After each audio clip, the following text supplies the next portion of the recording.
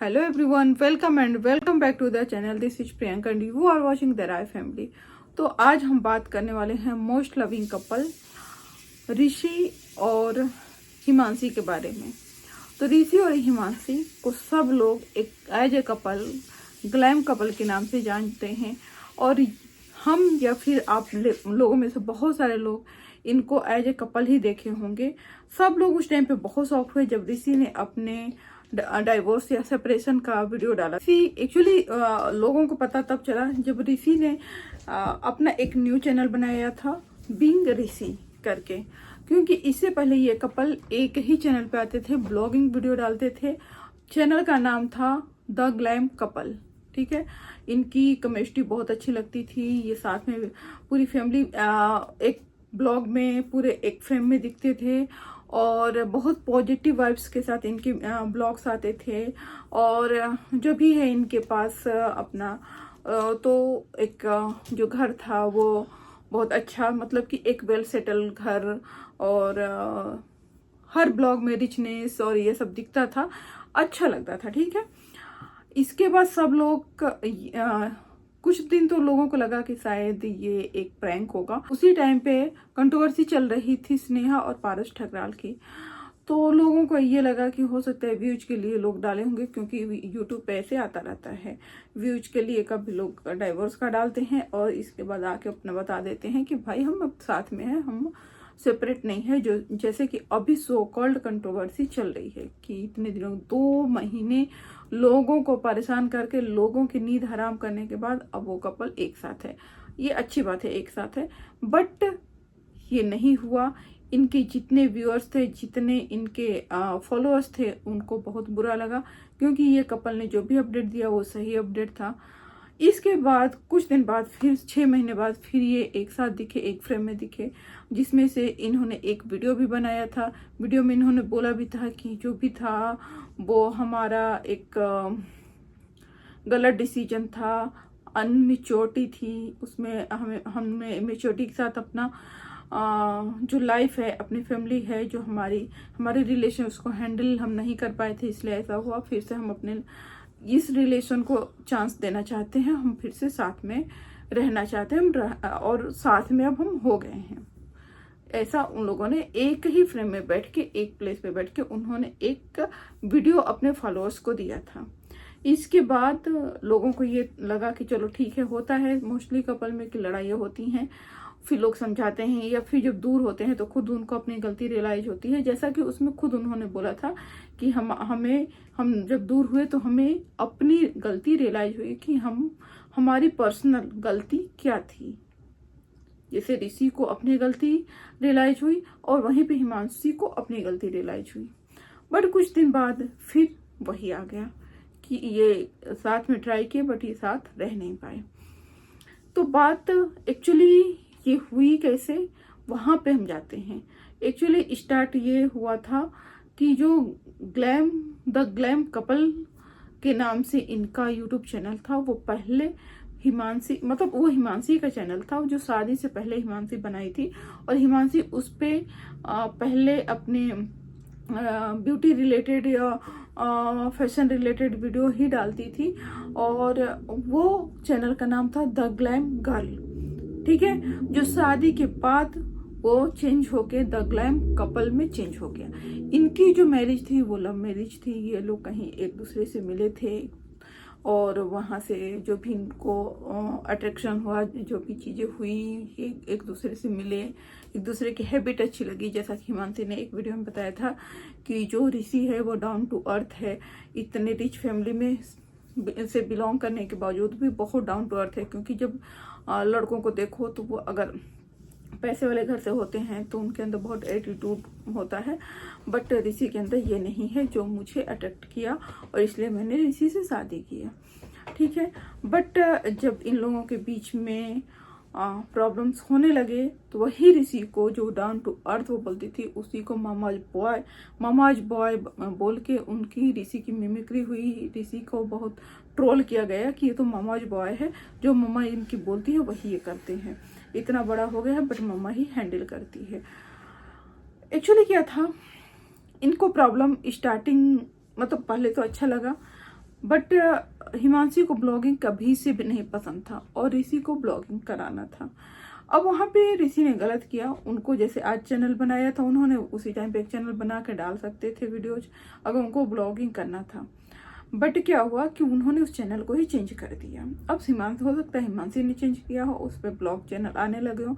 But कुछ दिनों बाद हिमांशी को अच्छा नहीं लगता था क्योंकि हिमांशी को हर एक चीज़ मतलब ब्लॉगिंग नहीं पसंद थी उन, जबकि आज मतलब बोला यही जा रहा है कि हिमांशी ने एक दो क्लिप भी वायरल हुई जिसमें हिमांशी इरिटेट है, वो बोल रही है कि ये ब्लॉग नहीं जाएगा, तुम ये क्लिप नहीं डालना और मुझे नहीं अच्छा लगता है, तुम इस टाइम पे ये नहीं करो, मैं इरिटेट हूँ, तुम यहाँ से जाओ, ऐसे करके कुछ कुछ क्लिप्स कट कट करके लोगों ने डाले हुए हैं। एक ब्लॉग था जिसको हिमांशी नहीं चाहती थी हो जाए, बट ऋषि ने वो ब्लॉग अपलोड कर दिया था।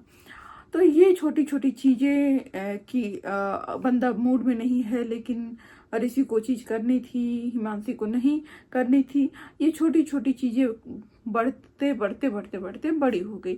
और यही मोस्ट ऑफ द कपल में होता है कि जब चीज़ें छोटी होती है तो उसको हम इग्नोर करते हैं, जब बड़ी हो जाती है तब हमारा फोकस जाता है। अब उनके पेरेंट्स से पूछा गया तो जैसे कि उनकी मम्मी और उनके बहन ने एक वीडियो बनाया जिसपे उन्होंने बताया कि उनकी बहन और माँ को बोला गया था कि उनके हिमांशी और ऋषि के रिलेशन ब्रेक करने के पीछे ये दोनों का हाथ है। तो उस पर उनकी मम्मी ने बोला कि मैं हमेशा कंस्ट्रक्टिव माइंड की हूँ, कभी रिश्ते तोड़ने में बिलीव नहीं करती हूँ, मैं रिश्ते जोड़ने में बिलीव करती हूँ। तो जो भी हुआ है वो एक आप बोल सकते हैं कि डेस्टिनी थी। अदरवाइज हमारे घर में ऐसा कुछ नहीं है, बिल्कुल फ्रीडम है, सब कुछ है। बट वो डेस्टिनी थी जो हो गई, जो हमें भी नहीं समझ में आया कि कैसे हो गया, उनका यही कहना था।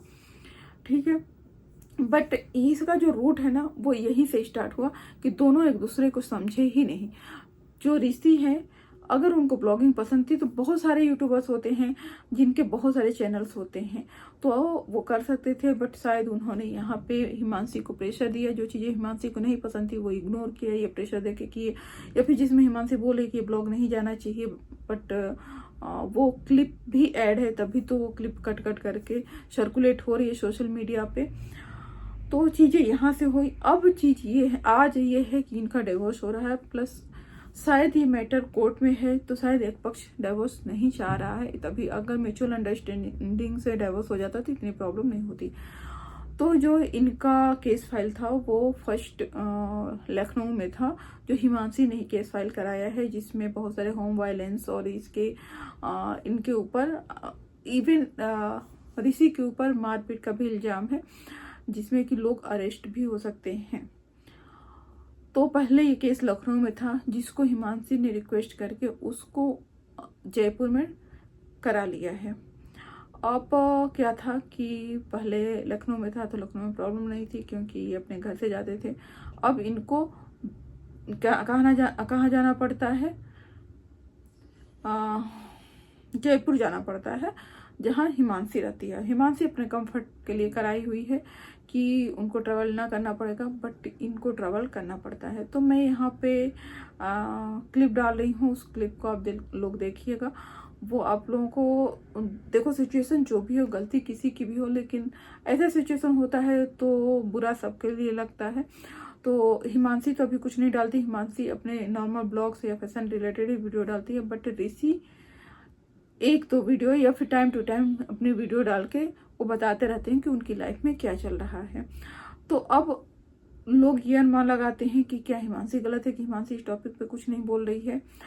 और जैसा कि ऋषि ने बताया भी हुआ है, मैं क्लिप यहाँ पे ऐड कर रही हूँ तो आप देख लीजिएगा कि ऋषि ने क्या बताया है। पूरे बस में लोग पूरे वो होने लगेंगे, yes I am going by bus for the very first time. ये भी मेरे लिए बहुत नया एडवेंचर। मैं पहले बस से ट्रैवल कर चुका हूँ, बट हाँ यार टिकट इतनी महंगी पड़ रही थी, 12,000 रुपए वन वे, मतलब 25,000, और हर महीने तो जाना ही पड़ता है मेरे को। तो इसलिए मैंने सोचा कि व्हाई नॉट गो विद बस एंड सेव सम मनी, क्योंकि भाई बहुत गरीबी आ गई है मेरे लिए।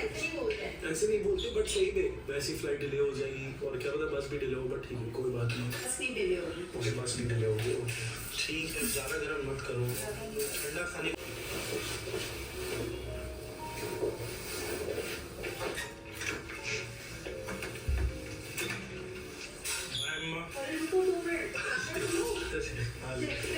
जैसे लग रहा है पिकनिक पे जा रहे हैं ना, चिट्ठी आई है भैया, हर महीने जाएंगे, मरते दम तक जाएंगे। सबके डिफरेंट डिफरेंट स्ट्रगल्स हैं। हाँ, कोई बात नहीं। कोई दिक्कत नहीं। जब जब चिट्ठी आएगी तब तक मैं जाऊंगा।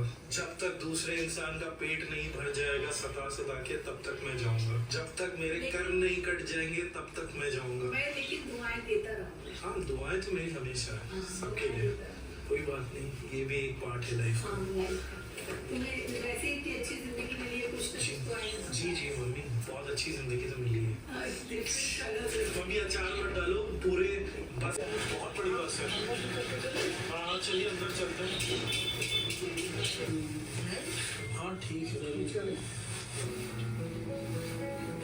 बिछाने के लिए तो ये पहले बिछाना पड़ेगा, तो काफी गंदी पड़ी है। हाँ तो वो वाला ब्लैंकेट बिछा दो।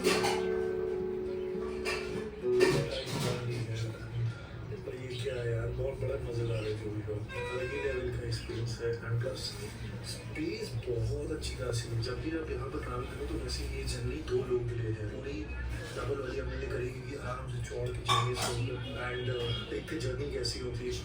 जस्ट बिकॉज मैं पीछे वाली, जस्ट पीछे सबसे पीछे वाली सीट है, तो मेरे को लग रहा है कि टायर के नीचे तो मे बी बाउंस ज़्यादा करे। बट आप जब भी अपर डेक तो ना लेना, लोअर डेक लेना। ये मैंने काफ़ी लोगों से सुना। मेरा बैग है, ये मेरी ब्लैंकेट एंड ये तो जानते ही हो आप, ऐसा बैग भी ले जाऊँ पीछे रखने का कोई फ़ायदा नहीं जब इतनी स्पेस अपने साथ ही सब कुछ रहेगा, खाना और ये अपनी ब्लैंकेट एंड प्लस अपना ये भी एक बैग है। ब्लैंकेट्स वगैरह इतनी क्लीन नहीं है और बेडशीट भी, तो आप जब भी हो तो अपना एक पिलो, जो मैं लाया नहीं इस बार, पिलो लेकर आना पड़ेगा। नेक्स्ट मंथ आना पड़ेगा। तो ऐसे ही चक्कर लगते रहेंगे, धीरे धीरे करके काम होता रहेगा। तो ज़्यादा डिटेल में मैं कुछ बोल नहीं पाऊँगा। तो अभी मैं बैठा हूँ प्रकाश के साथ, जो मेरी हेल्प कर रहे हैं इस केस में। जैसे जब आपके ऊपर कोई भी केस होता है तो आपकी बेल लगती है, तो वो मेरी हेल्प कर रहे हैं। तो थैंक यू भैया सो मच।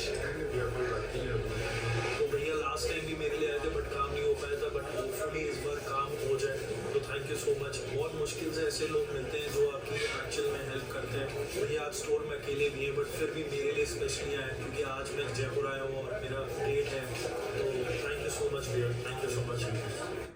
आज मेरे को ऐसा फील हुआ सामने प्रेजेंट होकर, पता नहीं मैं कितने लोगों को मारा पीटा, खून खराबा करा, इतने इल्जाम मेरे ऊपर, इतने इल्जाम कि जैसे मैं दुनिया का सबसे बुरा इंसान हूँ। कुछ लोगों में इतना एटीट्यूड अपने आप को सही प्रूव करने के लिए। बट ठीक है, मैं रिस्पेक्ट करता हूँ जो भी जुडिशरी सिस्टम है और आई होप सब कुछ अच्छा होगा।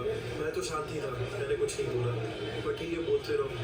मैं यहाँ पर हूँ, भगवान मेरा यहाँ पर है, मेरे को पता है कि मैंने क्या करा है क्या नहीं करा है। जी भर के बोलो, जी भर के इल्ज़ाम लगाओ। मैं जानता हूँ कि मैं किस टाइप का इंसान। एटीट्यूड देखा भी आपने, मतलब मेरे को ऐसा लग रहा था कि भैया पता नहीं मैंने कितने पाप करे। कुछ लोग इंसान होते हैं ना, सारे अच्छे टाइम भूल जाते हैं और सिर्फ मतलब बदले की भावना से, पता नहीं बदला भी किस चीज़ का बदला दिमाग में कुछ लोग भर देते हैं, तो खुद की अकल नहीं लगाते लोग। तो ऑल ओवर अभी तो यही समझ में आ रहा है कि शायद हिमांशी ने परेशान करने के लिए, इरिटेट करने के लिए, ये बदले की भावना में कुछ ज़्यादा ही बोल दिया है और कोर्ट में ऐसा रियलाइज हो रहा है। अब क्या है वो चीज़ें निकल के आएंगी, धीरे धीरे समझ में आएंगी। बट हाँ ये भी है कि ये जो ऋषि हैं अपने पापा के साथ 1 या 2 दिन पहले इनका एक ब्लॉग आया था जिसमें उन्होंने अपने को कंपेयर किया था सुभाष के साथ, जो एक केस हुआ था बेंगलोर वाला। तो अब कंपेयर करना, वैसी चीज़ें माइंड में लाना, ये तो होना ही नहीं चाहिए। अगर हो भी रहा है तो पेरेंट्स को इसको निकालना चाहिए, क्योंकि वो बहुत गलत चीज़ है, मैं यही बोलूँगी। और बाकी उनकी मर्जी, क्योंकि चीज़ें जब बुरी चीज़ें होती हैं ना, धीरे धीरे दिमाग में बैठती रहती हैं और एक दिन वो भी ब्लास्ट होके फटता है, तब लगता है कि अरे इधर तो हमारा ध्यान नहीं था या ये हो गया। तो बीइंग ए पेरेंट्स, उनके पेरेंट्स को भी ध्यान देना चाहिए कि सुभाष के केस को या फिर अगर इस तरह के भी और भी केसेज हैं उसे कोरिलेट इनको अगर ये कर रहे हैं, मतलब माइंड भी जो है डाइवर्ट हो रहा है, निगेटिव साइड में जा रहा है। मेरा मानना यही है कि ऐसे टाइम में थोड़ा सा जो पेरेंट्स होते हैं, घर के गार्जियन होते हैं, उनको स्ट्रांगली और उनको बहुत मैच्योरिटी के साथ इस मैटर को हैंडल करना चाहिए। आप लोग मेरी बातों से कितना सहमत हैं कमेंट के थ्रू मुझे जरूर बताइएगा। मिलते हैं नेक्स्ट वीडियो में। Till then bye bye, bye and good night everyone.